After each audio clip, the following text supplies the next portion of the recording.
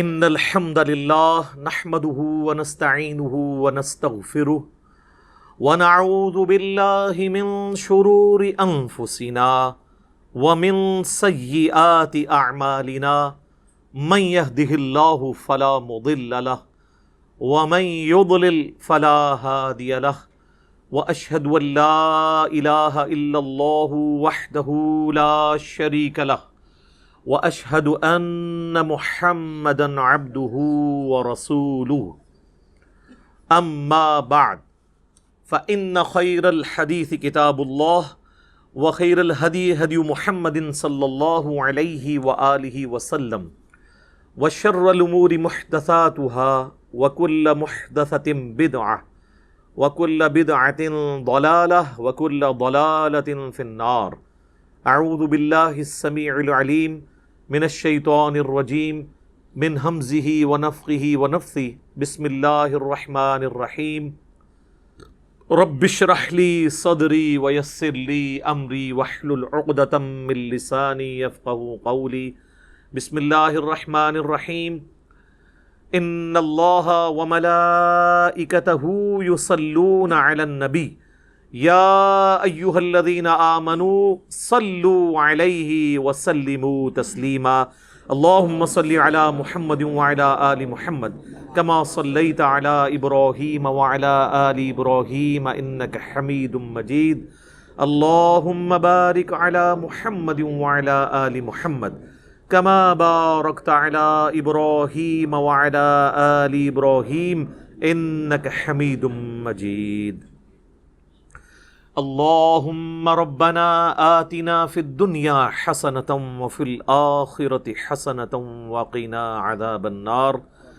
ربنا آتنا من لدنک رحمۃ وہیئ لنا من امرنا رشدا.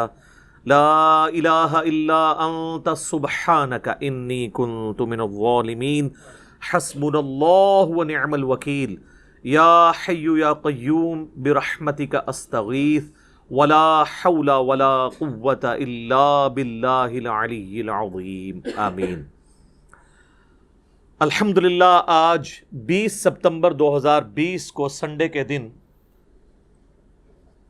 قرآن کلاس نمبر 46 میں ہم انشاءاللہ تعالی سورہ آل عمران کی آیت نمبر 31 سے آن ورڈ سٹارٹ لیں گے.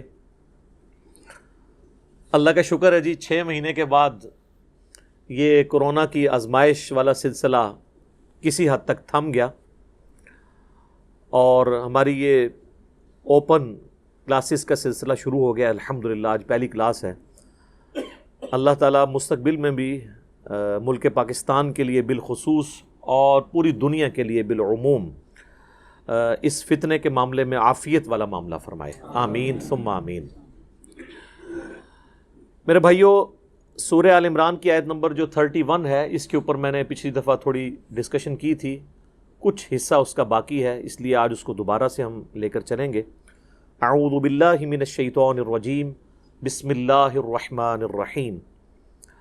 قل ان کنتم تحبون اللہ فاتبعونی یحببکم اللہ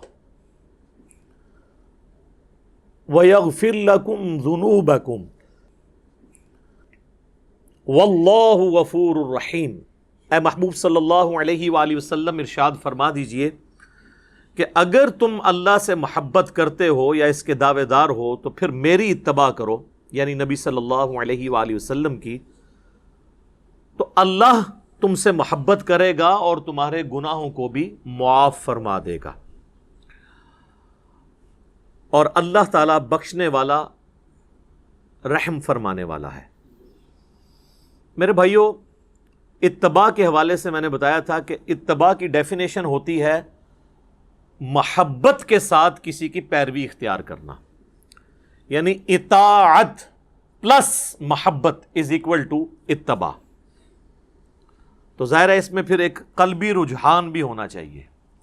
اور میں نے بتایا تھا کہ ہمارے ہاں ایک مکتب فکر صرف اطاعت رسول کے اوپر زور دیتا ہے اور محبت والا ایلیمنٹ پس پش ڈال دیتا ہے، اور دوسرا مکتب فکر محبت والے ایلیمنٹ کو اتنا ڈومیننٹ کرتا ہے کہ وہ کہتا ہے کہ اب بس جو بھی ہیں تیرے محبوب کی امت سے ہیں، اسی تے بندے دا پتر کوئی نہیں بڑھنا، اسی طریقے سے ہی ہم چلیں گے، وہ دوسری ایکسٹریم پہ چلے جاتے ہیں. جبکہ قرآن میں اطاعت رسول کا بھی حکم ہے صلی اللہ علیہ وآلہ وسلم، اور اتباع رسول کا بھی ہے. اتباع میں یہاں تک بھی ہوتا ہے کہ محبت کی وجہ سے انسان بغیر کسی لاجک کے، بغیر کسی کے حکم دیے بھی وہ کام کرنا شروع کر دیتا ہے جس کے ساتھ اس کی عقیدت وابستہ ہوتی ہے. اس کی چند ایک مثالیں میں نے بخاری اور مسلم کی روشنی میں پچھلی قرآن کلاس کے اندر ڈسکس کی تھی، آج ان کو ریپیٹ کرنے کی ضرورت نہیں ہے. کچھ کریٹیکل احادیث اس کانٹیکسٹ میں چاہ رہا ہوں ڈسکس کر لوں. پہلی حدیث بخاری اور مسلم کی متفقن علیہ حدیث ہے. اللہ کے محبوب صلی اللہ علیہ وآلہ وسلم نے فرمایا، اس شخص نے ایمان کی حلاوت چکھ لی، مٹھاس چکھ لی، جس میں 3 نشانیاں ہوں گی. نمبر 1، اللہ اور اس کا محبوب صلی اللہ علیہ وآلہ وسلم اسے پوری دنیا میں سب سے بڑھ کے محبوب ہو جائے. نمبر 2، اس کی دوستی اور دشمنی کا معیار اللہ کی ذات ہو. اور نمبر 3، کفر کی طرف لوٹایا جانا اس کے لیے اتنا ہی مشکل ہو جائے جتنا زندہ آگ میں جلایا جانا. وہ آگ میں جلنے کے لیے تیار ہو جائے لیکن اسلام نہ چھوڑے. جس میں یہ 3 خوبیاں ہوں گی وہ ایمان کی حلاوت چکھ لے گا. اللہم اجعلنا منہم، آمین. یہ حدیث خود ہی اتنی سیلف ایکسپلینیٹری ہے، اس پہ 1 گھنٹہ بولنے کی ضرورت نہیں ہے، ہر شخص اپنا محاسبہ خود کر سکتا ہے. ایک اور حدیث ہے بخاری اور مسلم میں، متفقن علیہ حدیث ہے، شروع میں ہی کتاب الایمان میں، تم میں سے کوئی شخص اس وقت تک مؤمن نہیں ہو سکتا جب تک کہ میں اسے اس کے ماں باپ، اولاد، سب لوگوں سے بڑھ کر عزیز نہ ہو جاؤں. اس کا مفہوم بڑا واضح ہے. محبت کا تقاضا یہ نہیں ہے کہ صرف اونچی آواز میں نعرہ لگا لیا جائے، بلکہ پوری دنیا، حتیٰ کہ اس کے ماں باپ، اولاد اور سب رشتہ دار، پوری دنیا والے ایک طرف کھڑے ہوں اور اللہ کے محبوب صلی اللہ علیہ وآلہ وسلم اسے دوسری طرف بلا رہے ہوں تو وہ سب کی پرواہ کیے بغیر اللہ کے محبوب صلی اللہ علیہ وآلہ وسلم کی دعوت پر لبیک کہے. یہ ہے اس کا مطلب. اور ظاہر ہے کہ بڑا مشکل کام ہے. یہاں پر تو ایک نوجوان کے لیے داڑھی رکھنا مشکل ہو جاتا ہے. پہلے ماں باپ ہرڈل بنتے ہیں، بعد میں بیویاں. عورتوں کے لیے نقاب کرنا مشکل ہو جاتا ہے کہ ہم اس معاشرے میں مس فٹ ہیں، اور ویسے ان سے پوچھے تو وہ کہیں گے کہ اللہ کے نبی سے سب سے بڑھ کے ہم محبت کرتے ہیں صلی اللہ علیہ وآلہ وسلم. تو محبت کو جسٹیفائی کرنا ہے اطاعت اور پیروی کے ساتھ. حکم عدولی والا معاملہ نہ ہو. جس سے محبت کرتا ہے نا پھر اس کے لیے کر گزرتا ہے انسان. یہاں تو لوگ دنیاوی محبت میں اور عشق مجازی کے اندر خودکشی کر جاتے ہیں، تو وہ پھر کسی حد تک ویسے اپنی محبت میں جسٹیفائی ہوتے ہیں کہ جان دے دیتے ہیں. باقی ان کا عمل جو ہے وہ تو غلط ہے، لیکن یہاں پہ جان دینے کے لیے سارے مسلمان تیار ہیں. کہتے ہیں نا غلامی رسول میں موت بھی قبول ہے، اس لیے کہ انہیں یقین ہوتا ہے کہ ہم سے موت کوئی نہیں غلامی میں مانگے گا. ہم سے ڈیمانڈ ہوگی فجر کی نماز جماعت سے پڑھنے کی، یہ تو ہم پڑھ نہیں سکتے. موت ہمیں قبول ہے، کیونکہ موت تو ہم سے کسی نے مانگنی نہیں ہے. وہ تو لڑ گئے لڑنے والے اللہ کے لیے قادسیہ اور یرموک اور بدر و احد رضی اللہ عنہم اجمعین وعلیہم السلام اجمعین ورحمہم اللہ اجمعین، آمین. ہم تو صرف دعوے دار ہیں. ہم ایئر کنڈیشن ماحول میں بیٹھ کے بھی خشوع خضوع کے ساتھ نماز نہیں پڑھ سکتے. ٹیلی فون ہم نے، سیل فون جو ہے وہ سائلنٹ پہ نہیں وائبریٹر پہ لگایا ہوتا ہے کہ نماز کے دوران اگر آ جائے مجھے پتہ تو چل جائے. جب ہمارا اللہ سے کمٹمنٹ کا لیول یہ ہوگا تو پھر ظاہر ہے اس کی آؤٹ پٹ تو ویسے ہی نکلے گی نا، کہ کہتے ہیں جی نماز میں وہ عجیب و غریب قسم کے خیالات آتے ہیں. جب آپ نماز کے باہر ان خیالات میں رہتے ہیں تو نماز میں بھی اسی خیال میں ہی رہیں گے نا. سوئچ آف تو کوئی نہیں کر سکتا. ایک اور حدیث ہے صحیح بخاری میں، نبی صلی اللہ علیہ وآلہ وسلم اور سیدنا عمر چہل قدمی کر رہے تھے، اور نبی علیہ السلام نے حضرت عمر کا ہاتھ پکڑا ہوا تھا. تو سیدنا عمر تھوڑے سے فرینک ہو گئے رسول اللہ کے ساتھ صلی اللہ علیہ وآلہ وسلم کے مجھ پہ اتنی شفقت ہے تو انہوں نے کہا تھوڑی حاضری ہم بھی لگوا دیں. صحیح بخاری کے الفاظ ہیں, انہوں نے کہا یا رسول اللہ اس پوری دنیا میں سب سے بڑھ کر مجھے آپ عزیز ہیں سوائے اپنی جان کے. ویسے سچ بولا انہوں نے. غصے والا بندہ جو ہے نا سچ بولتا ہے, جس کے مزاج میں تیزی ہونا سچائی بھی ہوتی ہے. تو ہم ہوتے تو شاید ہم جھوٹی موٹی کہہ دیتے کہ یا رسول اللہ اپنی جان سے بھی بڑھ کے. تو انہوں نے سچ بولا کہ میں اپنی جان کو چھوڑ کے باقی دنیا کی ہر چیز سے بڑھ کے آپ کو محبوب رکھتا ہوں. تو آپ صلی اللہ علیہ وآلہ وسلم نے فرمایا نہیں بلکہ اپنی جان سے بھی بڑھ کے. تو ان کا یا رسول اللہ اپنی جان سے بھی بڑھ کے. تو آپ نے فرمایا ہاں اے عمر اب بات بنی, اب تیرا ایمان مکمل ہوا ہے. جب تک میں تجھے تیری جان سے بھی بڑھ کر عزیز نہ ہو جاؤں تیرا ایمان کامل نہیں ہو سکتا. اگر سیدنا عمر فاروق رضی اللہ تعالیٰ عنہ علیہ السلام کے ایمان کے کامل ہونے کے لیے ان کی عبادات اور دین کے لیے خدمات کے ساتھ رسول اللہ سے انتہا درجے کی عقیدت اور محبت ہونا ضروری ہے تو ہمارے لیے تو بدرجہ اولا ضروری ہے. اللہم انی اسألک حبک وحب حبیبک صلی اللہ علیہ وآلہ وسلم وحب من یحبک وحب عمل یقربنی الی حبک آمین. ایک اور حدیث ہے صحیح بخاری میں, کافی لمبی حدیث ہے, اس کا کنکلوژن اس پہ ہوتا ہے کہ نبی صلی اللہ علیہ وآلہ وسلم نے فرمایا محمد فرق بین الناس, لوگوں میں حق اور باطل میں فرق محمد ہیں صلی اللہ علیہ وآلہ وسلم. آپ مزے کی بات دیکھیں, یہ جو فرقان کا لفظ ہے نا یہ قرآن کے لیے بھی آیا ہے. شہر رمضان الذی انزل فیہ القرآن ہدی للناس وبینات من الہدی والفرقان. رمضان کا مہینہ وہ ہے جس میں قرآن نازل ہوا جو لوگوں کے لیے, پوری انسانیت کے لیے ہدایت ہے, صرف مسلمانوں کے لیے نہیں, پوری انسانیت کے لیے. اور اس میں ہدایت کے روشن دلائل ہیں اور یہ حق اور باطل میں تمیز کرنے والی کتاب ہے الفرقان. اولڈ ٹیسٹمنٹ اور نیو ٹیسٹمنٹ پہ اب یہ مہیمن بن کے یہ کتاب آئی ہے, فائنل ٹیسٹمنٹ قرآن. اور جس شخصیت پہ نازل ہوئی وہ بھی الفرقان ہے. محمد فرق بین الناس, محمد لوگوں میں حق اور باطل میں فرق ہے. ایک اور حدیث ہے صحیح بخاری میں, یہ وہ حدیث ہے جس کو مس یوز لوگوں نے کیا, آدھی حدیث بیان کر کے کہ جس نے کلمہ پڑھا وہ جنت میں ہی جائے گا.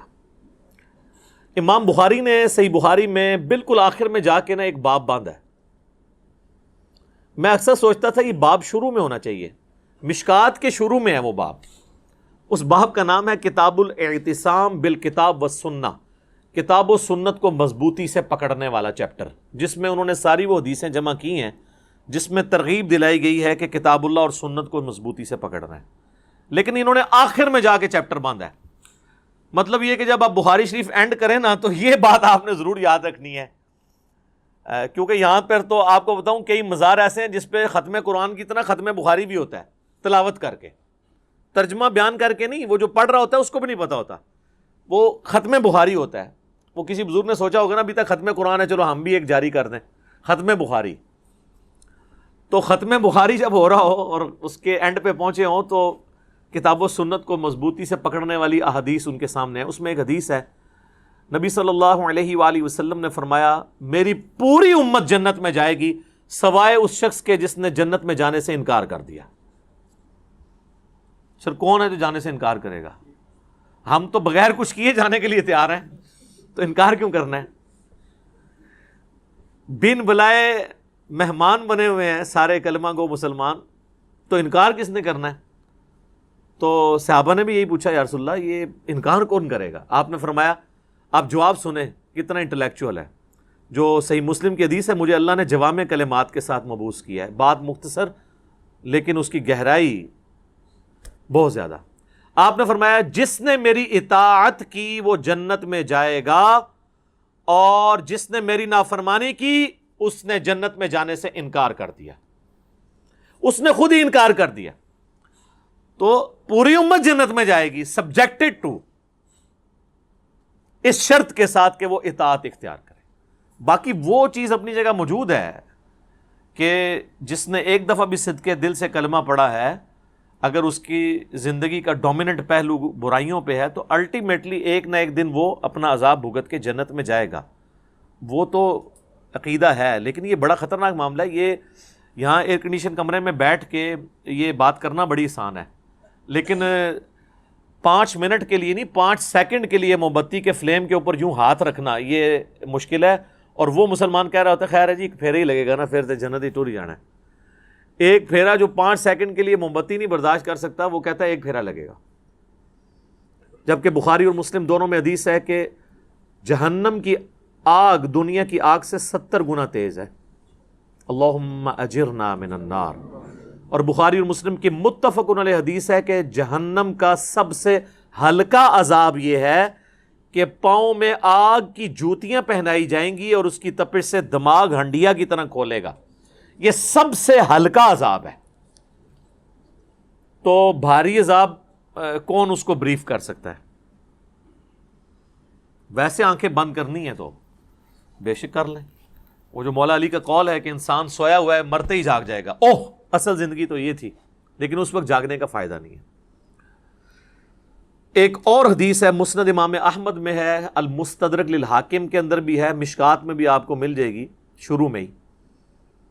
اللہ کے محبوب صلی اللہ علیہ وآلہ وسلم نے زمین پہ ایک سیدھی لکیر کھینچی اور اس کے دائیں اور بائیں کچھ ٹیڑھی لکیریں کھینچی ایسے، اور آپ نے اس سیدھی لکیر کے اوپر ہاتھ رکھ کے کہا وَأَنَّ هَذَا صِرَاطِي مُسْتَقِيمًا، یہ ہے سیدھا راستہ میرا، اس کی پیروی کرو، ادھر ادھر کے ٹیڑھے راستوں کی پیروی نہ کرو ورنہ تمہیں وہ اللہ کے راستے سے ہٹا دیں گے. یہ وہ چیز ہے جس کی اللہ تمہیں وصیت کرتا ہے. یہ آیت آپ نے تلاوت کی سورۃ الانعام کی، اور پھر آپ نے فرمایا یہ ارد گرد ٹیڑھے راستے ابلیس کے راستے ہیں اور یہ سینٹر میں جو سیدھا راستہ ہے یہ میرا راستہ ہے، نبی صلی اللہ علیہ وآلہ وسلم کا راستہ. لہذا یہ اکثر لوگ جو کہتے ہیں نا جی سارے راستے جو ہیں وہ حق پہ ہی ہیں، اور پھر مثالیں دیتے ہیں، کہتے ہیں جی آپ نے مقصد تو سفر طے کرنا ہے، کوئی گاڑی میں سفر کرتا ہے، کوئی ٹرین میں کرتا ہے، کوئی پیدل جاتا ہے، راستے بھی مختلف ہو کے آپ پہنچ ہی جاتے ہیں منزل مقصود پہ. یہ دنیا کی مثالیں اللہ کے راستے کے لیے آپ نہیں دے سکتے، کیونکہ اللہ کا معاملہ تو بالکل الگ ہے، اس نے تو راستہ ایک بتایا ہے. اسی لیے آپ دیکھیں ہدایت کے راستے کو قرآن میں ہمیشہ سنگولر کے صیغے سے خطاب کیا گیا ہے. اہدنا الصراط المستقیم، اے اللہ سیدھا راستہ دکھا. صراط الذین انعمت علیہم، وہ راستہ جس پہ تیرے نیک انعام یافتہ لوگ چلے. تو نیک انعام یافتہ لوگ راستے پر چلے، راستوں پہ نہیں چلے. جب ایک سے زیادہ ہوں گے تو وہ نبی علیہ السلام کا راستہ نہیں ہوگا. یہاں کہتے ہیں سارے حق پہ ہیں جی، کہتے ہیں جی وہ سب نے اسی ایک بڑی نہر سے یا سمندر سے ہی پانی لیا ہے. دنیا میں تو ہم نے دیکھا ہے کہ اگر کھارے پانی کی نہر ہے تو اس کی جتنی بھی ندیاں نکالیں وہ کھاری ہوتی ہیں، اور میٹھے کی ہے تو میٹھی ہوتی ہیں. تو یہ کیسی آپ کی نہریں ہیں کہ جس میں 180 ڈگری چیزیں ہوتی ہیں، حتیٰ کہ آپ کے ٹالرنس کا لیول یہ ہے کہ آپ نے 300-350 سال تک خانہ کعبے میں 4 مصلے ڈال کے رکھے ہیں. اگر آپ یہ سمجھتے ہیں کہ چاروں اہل سنت کے امام حق پر تھے تو 4 مصلے ان کے نام پہ کیوں ڈال دیے؟ چلیں 4 نمازیں بانٹ لیتے کہ ایک امام کا ماننے والا پڑھائے گا، دوسرا، تو پھر تو بات سمجھ آتی. 4 مصلے الگ کر دیے، نمازیں الگ کر لیں، اس کے باوجود راگ الاپنا. یہ تو اسی طریقے سے ہے کہ کوئی شخص اب ضد کرے کہ جی یہ میرے سامنے جو سٹاپ واچ ہے یہ سٹاپ واچ نہیں پڑی ہوئی ہے، یہ گاڑی کھڑی ہے.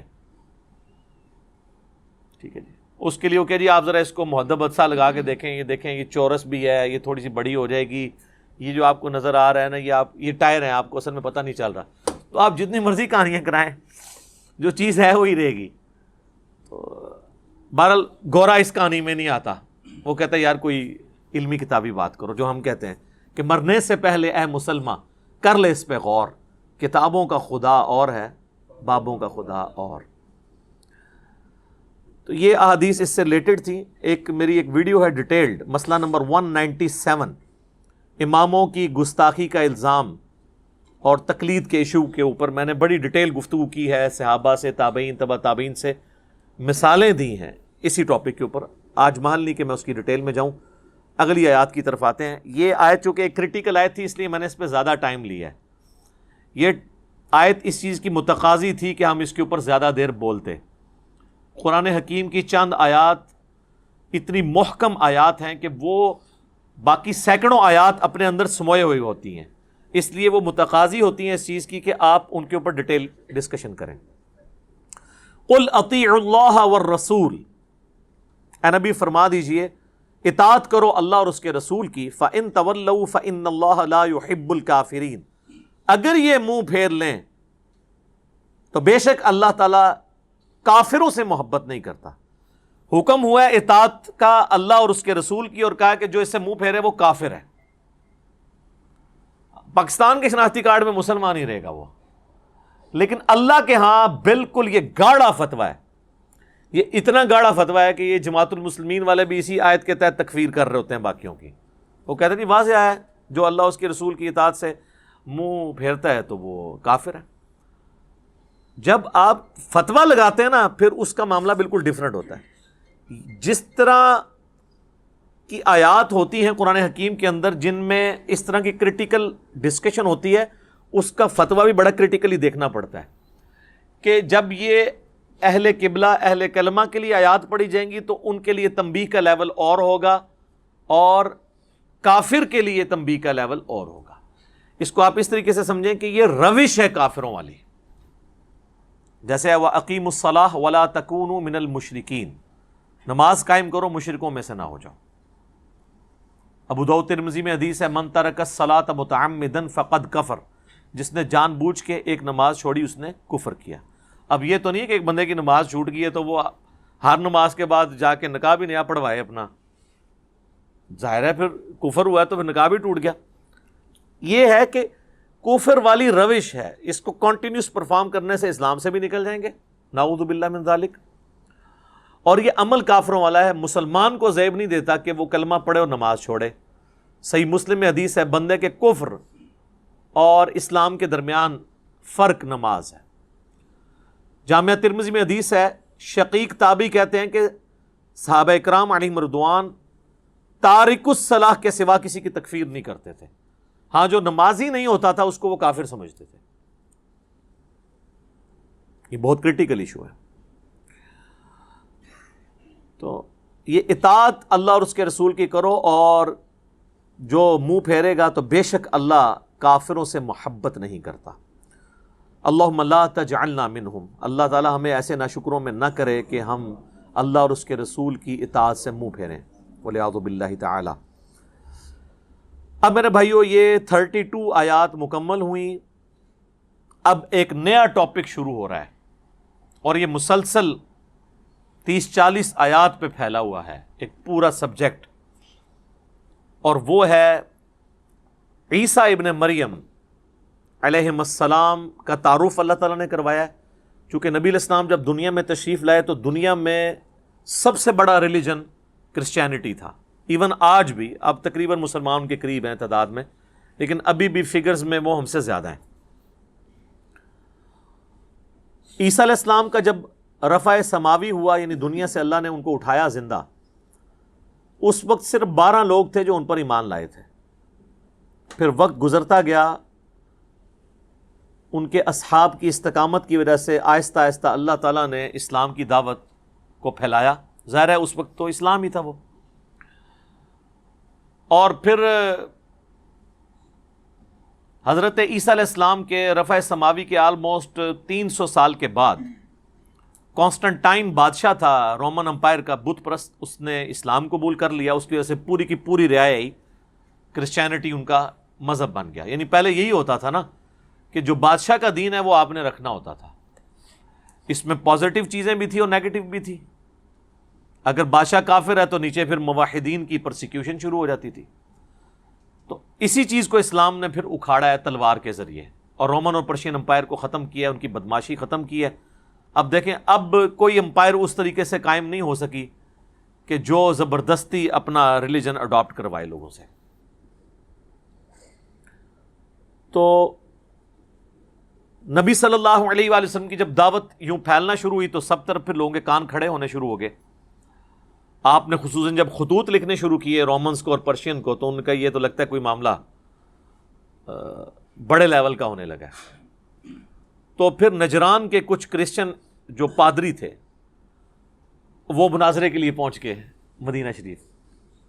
یہ آپ کو آج بھی سمجھ آئے گا جہاں کہیں دعوت کھڑی ہوتی ہے نا تو یہ معاملات شروع ہو جاتے ہیں. یہ آپ دیکھتے ہیں نا علماء کے کلپ جی ہمارے سامنے بٹھائیں جی, آپس میں تو آپ لوگ بیٹھتے نہیں ہو سوائے جب چندہ اکٹھا کرنا ہو یا رمضان نشریات میں پیسے لوٹنے ہو یا کبھی کوئی سیاسی طور پہ اکٹھا کرنا ہو, ورنہ ادروائز تو آپ لوگ تو آپس میں ایک دوسرے کے پیچھے نمازیں نہیں پڑھتے ہو. تو ہمیں کہتے ہیں آپ ہمارے سامنے بیٹھیں, آپ تو آپس میں نہیں بیٹھتے تو ہمیں کیوں بٹھاتے ہیں. تو وہ کرسچنز پادری جو ہیں نبی علیہ السلام کے پاس ڈسکشن کے لیے مدینہ شریف کے لیے چل پڑے. ظاہر ہے کہ اب کرسچینٹی ایک پورا ریلیجن, اس کے اندر فرسودہ نظریات. نبی علیہ السلام تو ظاہر ہے امی تھے, آپ کو اللہ تعالیٰ نے پھر ایجوکیٹ کیا سورہ آل عمران کی ان آیات کے ذریعے, ٹرو سٹیٹس بتایا کہ عیسیٰ ابن مریم ہے کیا, ان کی شخصیت کیا ہے, ان کے بارے میں عقیدہ کیا درست ہے کیا غلط ہے. یہ ساری کی ساری چیزیں نبی علیہ السلام کو ایجوکیٹ کی گئیں ان آیات کے ذریعے, تاکہ جب وہ عیسائی آئیں تو نبی علیہ السلام کے پاس نالج ہو ان کے ساتھ ڈسکشن کے لیے. اور پھر اس کا کلائمیکس وہ ہوا کہ یہ دلائل تمام کرنے کے بعد بھی اگر تم تیار نہیں ہو حق بات قبول کرنے کے لیے, پھر آؤ مباہلہ کر لو.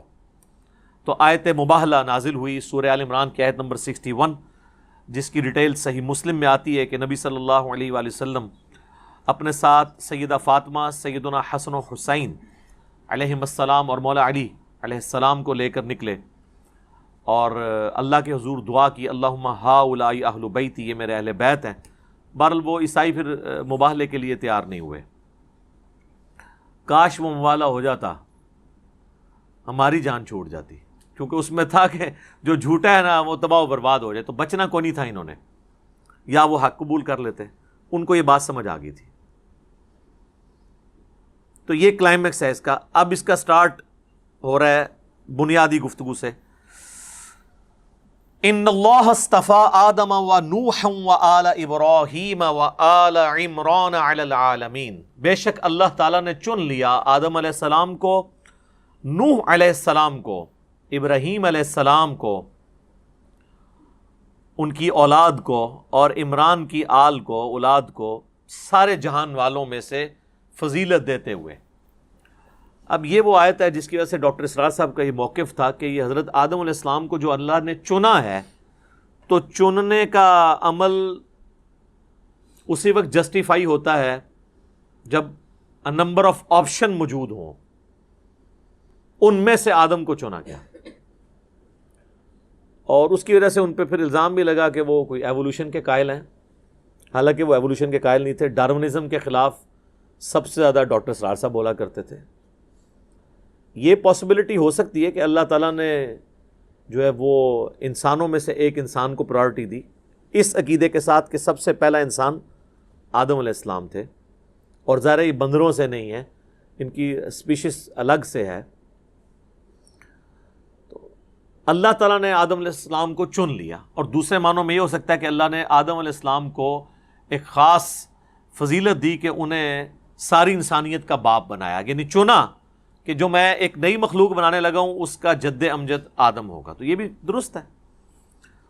اور جب نوح علیہ السلام کے زمانے میں وہ سیلاب آیا, اس کے بعد نوح علیہ السلام کے ذریعے یہ سارا سلسلہ چلا.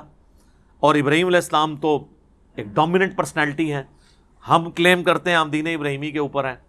اس وقت دنیا میں جتنے آسمانی مذہب کے ماننے والے ہیں سب اپنے آپ کو ابراہیمی مذہب کے اوپر, دین کے اوپر کہتے ہیں, چاہے وہ کرسچنز ہوں, جوز ہوں یا مسلمز ہوں. اور یہ آل عمران جو ہے, عمران یہاں پر بعض بہت کم محدثین کا اور مفسرین کا موقف ہے کہ یہ عمران سے مراد حضرت موسیٰ علیہ السلام کے والد ہیں. اکثریت کا موقف یہی ہے کہ یہ عمران وہی ہیں جن کی نسل کا آگے ذکر ہو رہا ہے, سیدنا عیسیٰ علیہ السلام کے نانا اور سیدہ مریم سلام اللہ علیہا کے والد, یہ وہ ہیں عمران. آل عمران کو اللہ تعالیٰ نے چن لیا. ظاہر ہے کہ پھر ان کی اولاد کو اللہ نے چنا نا, سیدہ مریم کو فضیلت دی, پھر ان کے ساتھ معجزانہ معاملہ فرمایا، اور پھر ان کے ہاں عیسیٰ علیہ السلام کی ولادت ہوئی، اور پھر وہ پوری دنیا میں، آج دیکھ لیں دنیا میں حضرت عیسیٰ علیہ السلام وہ اتنی بڑی پرسنالٹی ہیں کہ اس وقت دنیا میں سب سے زیادہ جس پیغمبر کے ماننے والے ہیں وہ حضرت عیسیٰ علیہ السلام ہیں۔ کرسچنز ٹوٹی پوٹی فارم میں مانتے ہیں، ہم ان کو ٹرو فارم میں مانتے ہیں، ہم بھی شامل ہیں اس میں ان کے ماننے والوں میں، ٹھیک ہے۔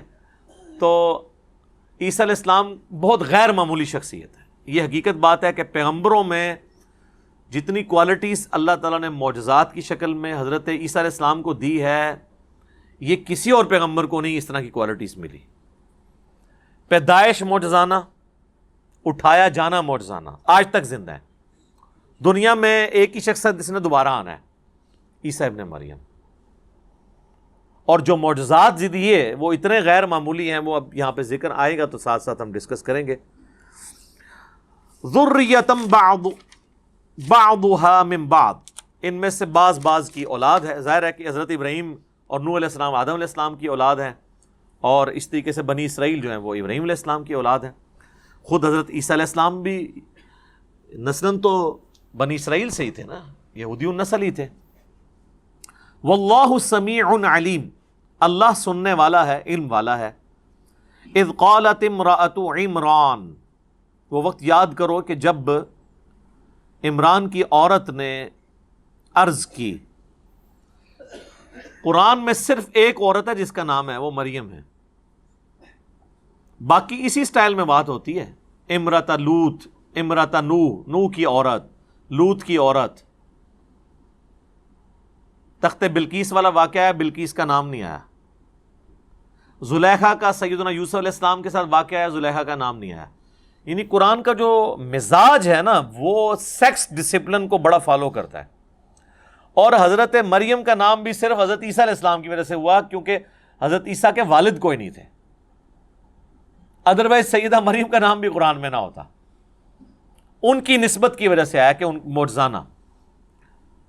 تو یہاں پہ بھی دیکھیں کہ عمران کی عورت نے عرض کی، رب انی نذرت لک ما فی بطنی محررا، اے میرے رب میں منت مانتی ہوں تیرے لیے کہ جو میرے شکم میں ہے، جو میرے پیٹ میں ہے، میں اسے سب کاموں سے آزاد کر دوں گی۔ اور ٹیمپل آف سلیمان، ہیکل سلیمانی کا مجاور کے طور پہ میں اسے جو ہے وہ خدمت کے لیے پیش کر دوں گی۔ اب یہ مجاور یہ خانقاہوں والا مجاور نہیں ہے، یعنی اگر کوئی شخص یہاں پہ منت مانے کہ میں خانہ کعبہ کی خدمت کے لیے، وہ تو ابھی سعودی حکومت نے ہزاروں ملازمین رکھے ہوئے ہیں، وہاں کی صفائی کے لیے یا وہاں پہ حاجیوں کو پانی پلانے کے لیے میں اپنے بچے کو وقف کرتا ہوں، تو وہ تو اللہ کے لیے وقف ہو رہا ہے نا۔ تو اسی طریقے سے بنی اسرائیل میں بھی ٹریڈیشن تھی کہ وہ اپنی اولاد کو وقف کر دیتے تھے۔ ہیکل سلیمانی میں ظاہر پوری دنیا سے لوگ آتے تھے اس کی خدمت کے لیے۔ اور ابھی حضرت عیسیٰ علیہ السلام دنیا میں نہیں آیا ہے، اس کا مطلب ہے وہ جو یہودیت چل رہی تھی، پریکٹسنگ۔ فتقبل منی، تو اے اللہ قبول فرما لے میری طرف سے، انک انت السمیع العلیم، بے شک تو سننے والا اور علم والا ہے۔ اب ظاہر ہے کہ ان کی نیت یہی تھی کہ میرے ہاں لڑکا ہوگا، یہ تو ان کے ذہن میں بھی نہیں تھا کہ بچی پیدا ہو جائے گی۔ تو بچی کو تو اس طریقے سے اوپنلی تو نہیں چھوڑا جا سکتا جب تک کہ کسی مرد کی سرپرستی نہ ہو۔ تو وہ تو دعا کر کے بے فکر ہو گئی کہ اب اللہ مجھے ایک لڑکا دے گا تو میں اس کو اللہ کے لیے وقف کر دوں گی۔ فلما وضعتها، جب ان کا وضع حمل ہوا، قالت رب انی وضعتها انثى، انہوں نے کہا میرے رب یہ تو میرے ہاں لڑکی پیدا ہو گئی ہے، میرے تو سارے خواب چکنا چور ہو گئے ہیں، میں نے تو کہا تھا بیٹا ہوگا تیرے لیے وقف کروں گی۔ تو اچھا اب یہ اللہ سے وہ گفتگو کر رہی ہیں دعا کی شکل میں، ابھی اللہ اور سیدہ مریم کی کمیونیکیشن شروع نہیں ہوئی ہے۔ اس امت میں تو وہ ختم نبوت کی وجہ سے بین ہو گئی ہے نا یہ والا سلسلہ، کشف والا اور غیر نبی کو وہی ہونے والا۔ پہلے یہ ہوا کرتا تھا، حضرت موسیٰ علیہ السلام کی والدہ کو ہوا، عیسیٰ علیہ السلام کی والدہ کو۔ ابھی وہ دعا کر رہی ہیں، یعنی حضرت عیسیٰ علیہ السلام کی یہ نانی ہے جن کا یہ ذکر ہو رہا ہے۔ انہوں نے کہا میں نے تو بیٹی میرے ہاں پیدا ہو گئی ہے، واللہ اعلم بما وضعت، اللہ فرماتا ہے اللہ خوب جانتا تھا کہ اس کے ہاں کیا بیٹی پیدا ہو گئی ہے. ہائے ہائے ہائے. وَلَيْسَ الذَّكَرُ كَالْأُنثَىٰ، اور کوئی لڑکا اس لڑکی کے مانند نہ ہو سکے. اللہ نے تو وہ بچی دے دی ہے اس کو کہ کوئی لڑکا بھی اس بچی کے مقابلے کا نہیں ہو سکتا جو اللہ تعالیٰ نے اس کو فضائل اور برکات دینے ہیں. تو انہوں نے کہا وَإِنِّي سَمَّيْتُهَا مریم، ان کا بے شک میں اس کا نام رکھتی ہوں مریم. وَإِنِّي أُعِيذُهَا بِكَ وَذُرِّيَّتَهَا مِنَ الشَّيْطَانِ الرَّجِيمِ، اور اے میرے رب بے شک میں اسے بھی اور اس سے جو آگے اولاد پیدا ہوگی نا، نانی تھی نا، تو پوری پلاننگ کی ہوئی ہے کہ میری جو بچی ہوئی ہے اس کو اور اس کی آگے جو اولاد ہوگی نا، اللہ میں تیری پناہ میں شیطان مردود کے اگینسٹ تیری پناہ میں اسے دیتی ہوں کہ شیطان سے وہ محفوظ رہیں. اب ظاہر ہے یہ اللہ تعالیٰ نے ان کی زبان پہ یہ باتیں جاری کی ہیں. ان کو تو نہیں پتا تھا کہ میرا نواسا جو ہے وہ اتنی بڑی پرسنالٹی ہونے والا ہے. تو اس پہ اللہ تعالیٰ کے ذرا کامنٹ سنیں. فَتَقَبَّلَهَا رَبُّهَا بِقَبُولٍ حَسَن، اللہ تعالیٰ ماتا ہے پس اس کے رب نے قبول کر لیا بڑے اچھے طریقے سے. وَأَنبَتَهَا نَبَاتًا حَسَنًا، اور اس بچی کو بڑے اچھے طریقے سے پروان چڑھایا. وَكَفَّلَهَا زَكَرِيَّا، اور ان کی جو کفالت تھی وہ زکریا علیہ السلام، ایک وقت کے پیغمبر کے ذریعے ٹریننگ ہو رہی ہے جناب. تو اللہ نے فرمایا کہ میں نے دعا قبول کر لی. اس کانٹیکسٹ میں بخاری اور مسلم میں ایک حدیث ہے، نبی صلی اللہ علیہ وآلہ وسلم نے فرمایا جب کبھی بھی کوئی بچہ پیدا ہوتا ہے نا تو شیطان اسے ٹھونگ مارتا ہے جس کی وجہ سے وہ چیختا ہے. لیکن یہ جو حضرت مریم کی والدہ کی دعا تھی نا، اس کی برکت سے سیدہ مریم اور ان کے بیٹے عیسیٰ ابن مریم کو اللہ نے یہ فضیلت دی ہے کہ شیطان سے انہیں محفوظ کیا ہے. الحمدللہ. سبحان ربک رب العزت عما یصفون وسلام علی المرسلین والحمد للہ رب العالمین آمین. اب بڑے مزے کی ایک ایونٹ ڈسکس ہونے لگا. کلما دخل علیہا زکریا المحراب، جب کبھی بھی زکریا علیہ السلام محراب میں داخل ہوتے، یعنی وہ ایک محراب نما حجرہ بنا تھا جہاں حضرت مریم عبادت کرتی تھی، تو ان کے ٹیچر کے طور پر یہ خالو بھی لگتے تھے اور ایج ڈیفرنس بھی بہت زیادہ تھا اور پیغمبر بھی. جب کبھی وہ داخل ہوتے محراب میں وجد عندہا رزقا، تو وہاں پہ وہ رزق پاتے. اللہ اکبر. وہ رزق ایک غیر معمولی رزق، یہ نہیں ہے کہ کوئی آ کے نذرانہ چڑھا کے چلا جاتا تھا، ورنہ تو حضرت زکریا کو پتا ہوتا کہ یار یہ تو فلاں دے گیا ہے. بے موسمی پھل بھی ہوتے، موسم والے بھی، بڑے زبردست قسم کا فروٹ جو لگتا نہیں تھا کہ وہ قریب سے آ سکتا ہے.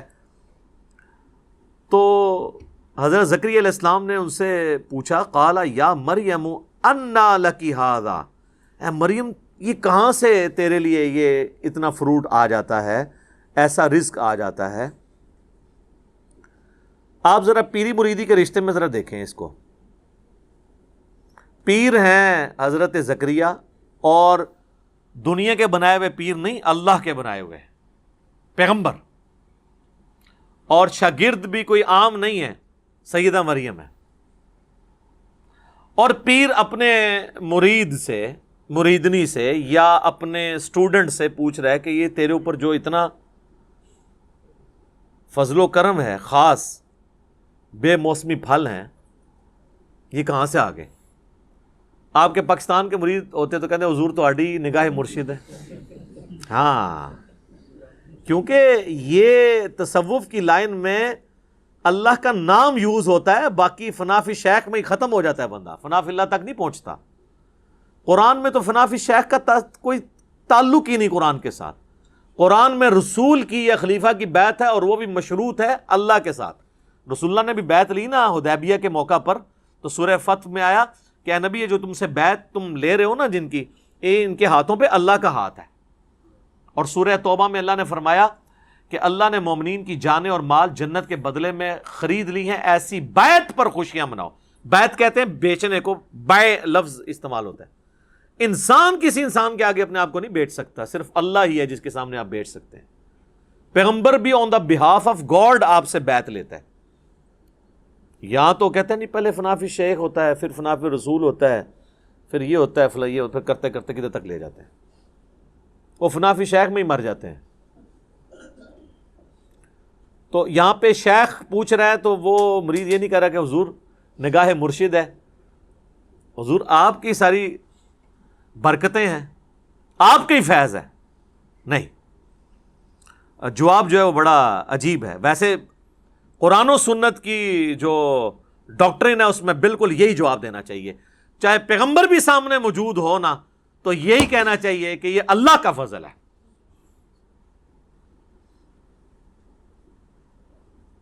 قالت ہوا من عند اللہ، وہ کہنے لگی اللہ کی طرف سے آتا ہے. اللہ اکبر. ان اللہ یرزق من یشاء بغیر حساب، بے شک اللہ جسے چاہتا ہے بغیر حساب و کتاب کے رزق عطا فرما دیتا ہے.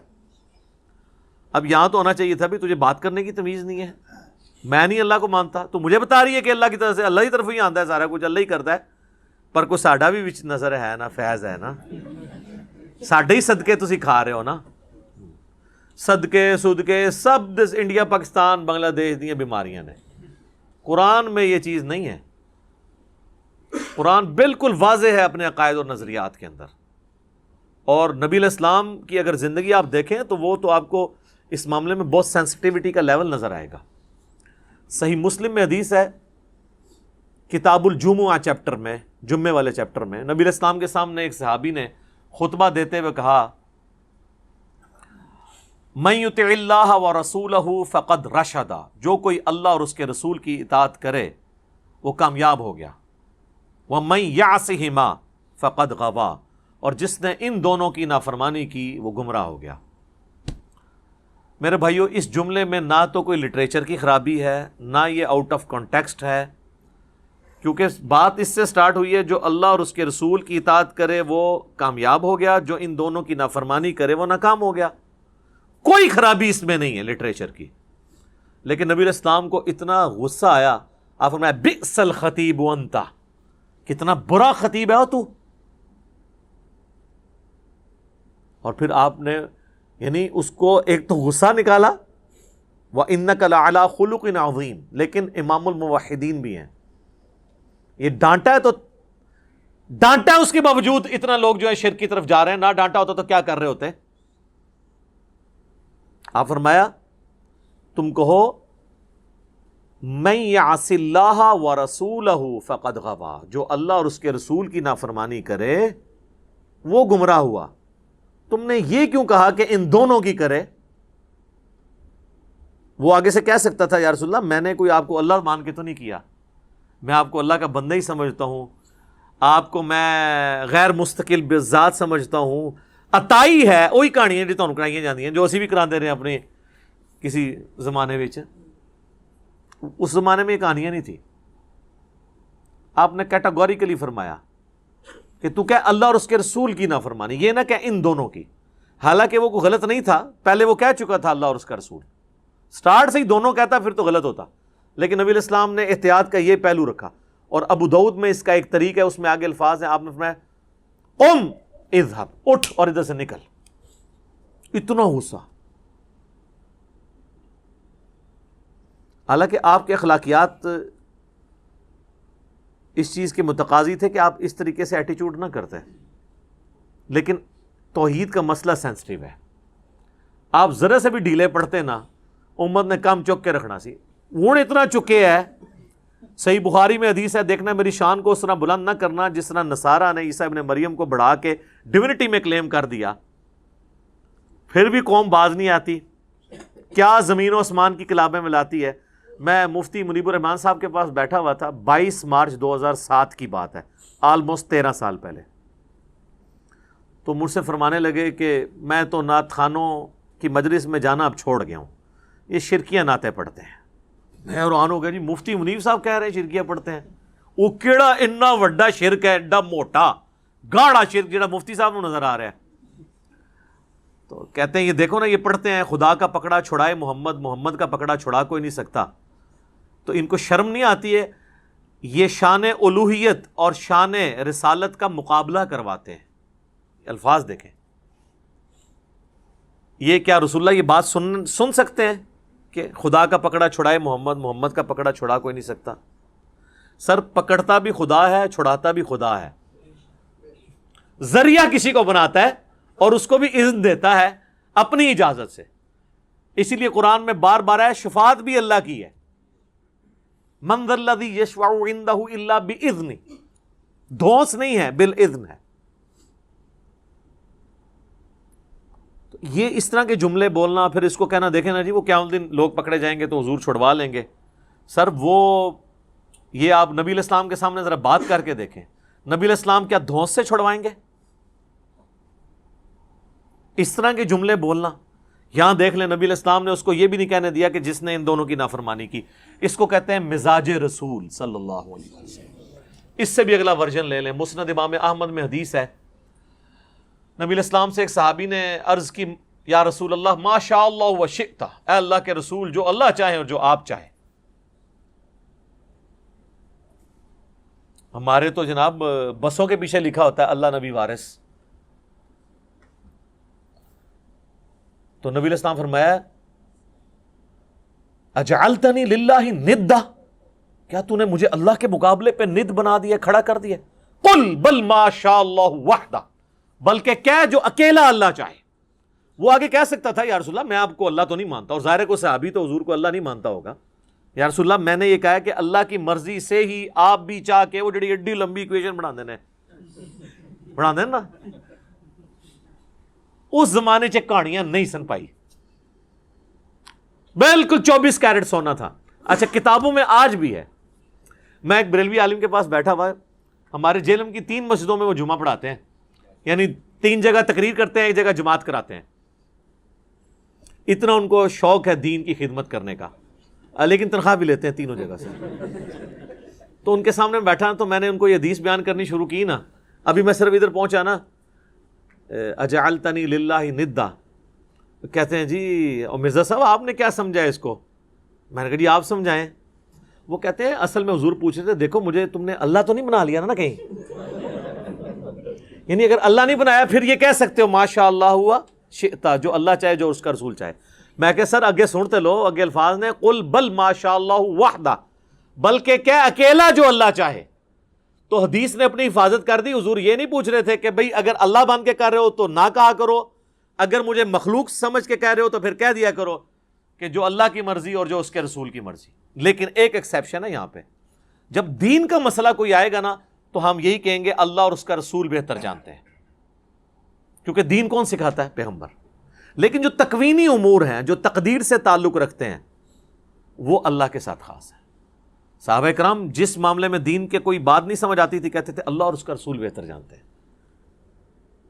واللہ ورسولہ اعلم، کیونکہ دین تو رسول اللہ نے سکھانا ہے نا. بخاری و مسلم دونوں میں حدیث ہے اللہ تعالیٰ جس کے ساتھ بھلائی کا ارادہ فرماتا ہے اسے دین کی فقہ عطا فرما دیتا ہے، سمجھ بوجھ، اور دیتا اللہ ہے، میں تو صرف تقسیم کرتا ہوں. نبی علیہ السلام نے کہا یہ جو دین بھی میں سکھا رہا ہوں نا یہ میں اپنی کوئی بات نہیں سکھا رہا، اللہ مجھے دیتا ہے. وما ينطق عن الهوى ان هو الا وحی یوحى.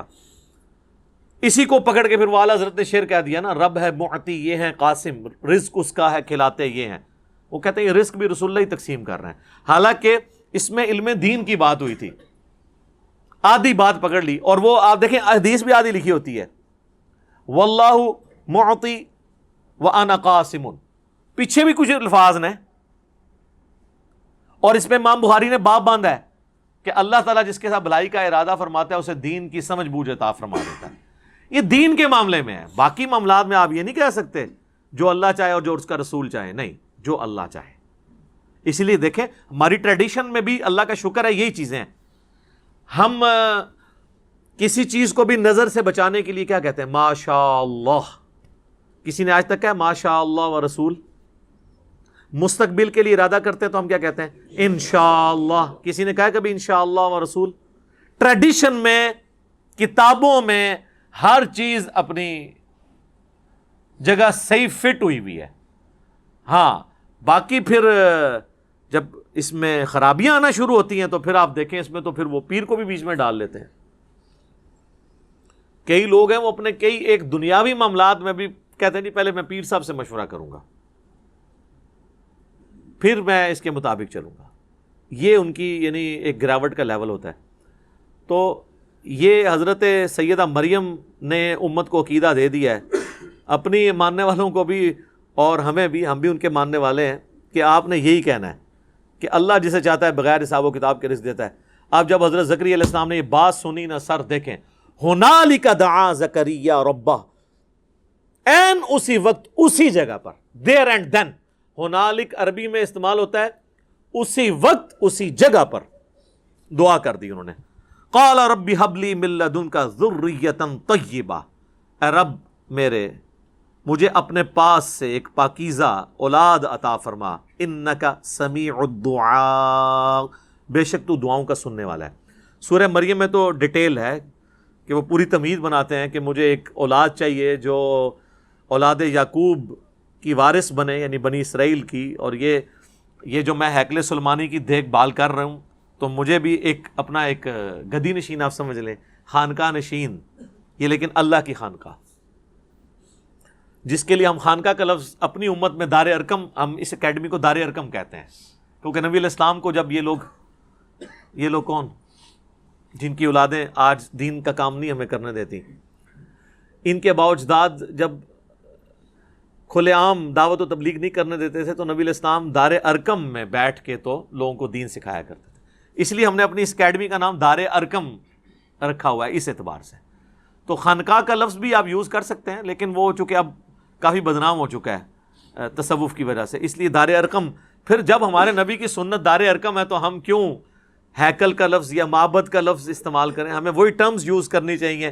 عبادت گاہ کے لیے مسجد کی ٹرم, اسی لیے ہم نے مسلم کی ٹرم بھی عام کی ہے کہ نہ میں وابی نہ میں بابی, میں ہوں مسلم علمی کتابی. اب ساری وہ ٹرمنالوجیز یوز کریں جو قرآن اور سنت کے اندر آئی ہیں, فخر کے ساتھ کریں. مؤمن, مسلم, مسجد, یہ سارے الفاظ استعمال کریں. ہاں البتہ اس میں غلوف نہیں ہونا چاہیے, جیسے جماعت المسلمین والے ہیں وہ کہتے ہیں نماز کا لفظ آپ نہ یوز کریں. ظاہر ہے کہ جب آپ کچھ چیزیں ریناؤنڈ ہو جاتی ہیں وہاں پہ بھی صلاح کا لفظ ضرور استعمال کریں. میں پریفریبلی یہی کہتا ہوں صلاح کا لفظ یوز کرنا چاہیے, لیکن اگر کوئی اس کو ترجمے کے طور پہ یوز کر لیتا ہے نا, مسلم کا ترجمہ مسلمان کر لیتا ہے, ٹھیک ہے. اختلاف وہاں کیا کریں جہاں اوریجنل بات کا ترجمہ کرنے کے بجائے کوئی نئی بات داخل کر دی جائے. مسلم کی جگہ اگر کوئی مسلمان یوز کرتا ہے نا تو اس کا ترجمہ کر رہا ہے فارسی میں, کوئی نئی ٹرم نہیں ایجاد کر رہا. لیکن مسلم کی جگہ جب بریلوی دیوبندی اہل حدیث شیعہ آتا ہے نا, یہ نئی چیز ہے. یہ کوئی بھی نہیں مانے گا کہ مسلمان کا مسلم کا ترجمہ یہ ہوا ہے. ٹھیک ہے, صلاح کا ترجمہ سارے نماز مانتے ہیں کہ نماز ہے, لیکن قوالی اس کو کوئی نہیں مانے گا کہ یہ صلاح کا ترجمہ ہوا ہے. ٹھیک ہے, تو اگر اوریجنل ٹرم کو سمجھانے, جس طرح ہم اللہ کے لیے گاڈ کا لفظ یوز کر لیں, سپریم بینگ کا لفظ استعمال کر لیں کسی کو سمجھانے کے لیے, تو یہ جواز کی حد تک درست ہے. تو اللہ تعالیٰ سے انہوں نے جب دعا کی تو پھر اللہ تعالیٰ کی طرف سے آواز دی گئی, فَنَادَتْهُ الْمَلَائِكَةُ وَهُوَ قَائِمٌ يُصَلِّي فِي الْمِحْرَابِ. نماز پڑھ رہے تھے حضرت زکریا علیہ السلام محراب میں کھڑے ہو کر, تو فرشتے کی طرف سے ندا آئی کہ دعا قبول ہوئی ہے اور اس کے اوپر بشارت آ رہی ہے. اچھا یہ دعا بھی یاد رکھیں, جس کے ہاں اولاد نہیں اور خصوصاً اولاد نرینہ نہیں ہے تو یہ دعا بڑی کارگر ہے. اور دوسرا یہ کہ بالکل مایوسی کے آخری لیول پہ بھی پہنچے ہوں تو اللہ تعالیٰ کے ساتھ دعا والا معاملہ کبھی بھی نہیں توڑنا چاہیے. اور حضرت زکریا علیہ السلام کو یہ بات کلک کر گئی کہ وہ اللہ جو بغیر موسمی پھل مریم کو دے سکتا ہے تو مجھے اس بڑھاپے کے اندر اولاد بھی دے سکتا ہے. یہ انہوں نے اجتہاد کیا, اس طرح کا اجتہاد کیا کریں, بالکل الٹ اجتہاد نہ کر لیں. ان اللہ یبشرک بیحییٰ مصدقا بکلمۃ من اللہ, بے شک اللہ تعالیٰ آپ کو خوشخبری دیتا ہے ایک بچے کی جس کا نام یحییٰ ہوگا. اور سورہ مریم میں آتا ہے اس نام کا پہلے کوئی بچہ نہیں تھا, اللہ نے خود نام رکھ دیا, تصدیق کرنے والا ایک اللہ کے خاص کلمے کی. ابھی حضرت زکریا کو بھی نہیں پتا کہ یہ کلمہ کون ہوگا, عیسیٰ ابن مریم، کیونکہ وہ تو پیدا نہیں ہوئے. تو کہا کہ تیرا وہ بچہ پیدا ہونے والا ہے جو اپنے وقت کے سب سے عظیم الشان انسان اور انسانی تاریخ میں ایک بہت بڑے پیغمبر کی تصدیق کرنے والا پیغمبر ہوگا، حضرت عیسیٰ علیہ السلام کی. من اللہ، اللہ کی طرف سے جو کلمہ ہوگا، وَسَيِّدًا وَحَصُورًا وَنَبِيًّا مِّنَ الصَّالِحِينَ، اور وہ سردار ہوگا اور عورتوں سے ہمیشہ بچنے والا اور انبیاء میں سے اور صالحین میں سے ہوگا. ساری کوالٹیز اللہ تعالیٰ نے گنوا دی ہیں. عورتوں سے بچنے والا، بعض لوگ اس کو یہ سمجھے کہ شاید وہ کوئی نعوذ باللہ ان میں کوئی مردانہ صفات نہیں تھی. ایسا نہیں ہے، یعنی ان کی ایک کوالٹی تھی کہ وہ دنیا سے بہت زہد کی زندگی تھی ان کی. یقین کریں حضرت زکریا علیہ السلام کے اس بیٹے یحییٰ بن زکریا کے اگر آپ واقعات پڑھیں تو انسان پریشان ہو جاتا ہے کہ اتنی چھوٹی عمر میں ان کو اللہ نے کیا دنائی، کیا زہد دیا تھا. اسرائیلی روایتوں میں کئی ایک واقعات حضرت یحییٰ علیہ السلام کے بارے میں ملتے ہیں. تو اللہ نے پہلے ہی پریڈکٹ کر دیا، ظاہر غیبی خبر دے دی کہ وہ عورتوں سے بچنے والا اور سردار، واقعی سردار کہلانے کا حقدار، انسانیت کو لیڈ کرنے والا، اور نبیوں میں سے اور صالحین میں سے ہوگا. یہ بشارت ان کو ملی. اس کے بعد حضرت زکریا علیہ السلام نے کچھ باتیں اللہ تعالیٰ سے کی، وہ انشاءاللہ تعالیٰ اگلی کلاس کے اندر ہم ڈسکس کریں گے. وہ بڑی انٹرسٹنگ گفتگو ہے، اور یہ یعنی قرآن حکیم کا ایک بڑا اہم ترین مقام ہے جو ہم ڈسکس کر رہے ہیں. ویسے کرنے کو تو میں 50 آیات بھی کور کر دیتا، لیکن میں چاہتا ہوں کہ میں ایسی قرآن کلاس ریکارڈ کرواؤں کہ جو آج کے دور کی ہو، ہمارے ایشوز کو سیٹل کرتی ہو. باقی تو ترجمے ہوئے ہیں، میرے نزدیک تو ترجمہ بھی بہت ہوتا ہے، لیکن اگر تفسیر کرنی ہے، پھر نٹی گریٹیز کو ڈسکس کرنا، موجودہ دور کے سارے اختلافات کو ڈسکس کرنا، یہ ساری چیزیں بہت ضروری ہیں. اللہ تعالیٰ سے دعا ہے جو حق بات میں نے کہی اللہ تعالیٰ ہمارے دلوں میں راسخ فرمائے. اگر جذبات میں میرے منہ سے غلط بات نکل گئی تو اللہ تعالیٰ ہمارے دلوں ہی سے اسے معاف کر دے. ہمیں کتاب و سنت کی تعلیمات پر عمل کر کے دوسرے بھائیوں تک پہنچانے کی توفیق عطا فرمائے. سبحانک اللہم و بحمدک، اشہد ان لا الہ الا انت، استغفرک و اتوب الیک، وما علینا الا البلاغ المبین. جزاکم اللہ خیرا.